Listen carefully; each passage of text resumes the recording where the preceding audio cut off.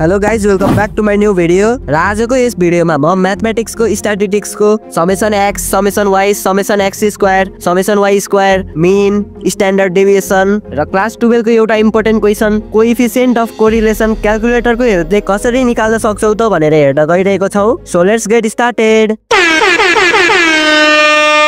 हामीसँग चाहिँ यो क्वेसन छ, फाइन्ड द कोरिलेसन कोएफिसिएन्ट र यसमा एक्स र वाई को भ्यालुको टेबल दिएको छ।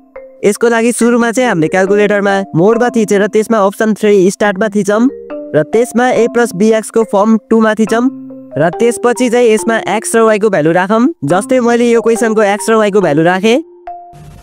क्यों नहीं हो रही पढ़ाई? एग्जाम बगल में आ गया, लाइफ में कुछ करना है। अगर ऐसा है तो क्यों नहीं हो रही पढ़ाई?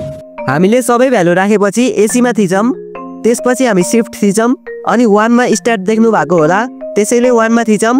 त्यसपछि summation x, summation y, summation x square, summation y square, summation x y थाहा पाउन चाहिँ 3 मा सम देखाएको छ त्यसमा थिचौं र यसरी हामीले निकाल्न सक्छौं। यो क्वेसनको समेसन एक्स चाहिँ यति आयो र यसरी समेसन वाई पनि आयो र यसरी समेसन एक्स स्क्वायर पनि आयो र यसरी समेसन वाई स्क्वायर पनि आयो र यसरी समेसन एक्स वाई पनि आयो। त्यस्तै अब मिन झिक्न चाहिँ हामी शिफ्ट अनि 1 मा थिचौं अनि त्यसपछि 4 नम्बरमा VAR लेखेको छ त्यसमा थिचौं र यसरी 2 मा थिचेर हामीले x बार निकाल्न सक्छौं।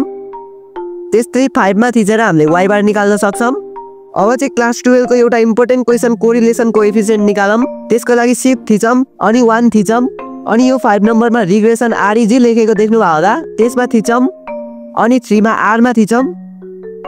यसरी तपाईको कोरिलेसन कोएफिसिएन्टको भ्यालु निकाल्न पनि सकियो। त्यस्तै स्ट्यान्डर्ड डेभिएसनको लागि शिफ्ट 1 अनि 4 मा थिचेर यसबाट x को स्ट्यान्डर्ड डेभिएसन निकाल्न सक्छौं।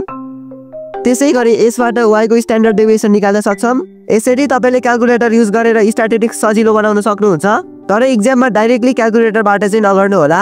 फर्स्टमा फर्मुला राखेर प्रपर मेथडका साथ गर्नु होला र लास्टमा एन्सर चेक गर्न मात्र यो मेथड युज गर्नु होला। Thanks for watching, bye bye. इतनी खुशी मुझे आज तक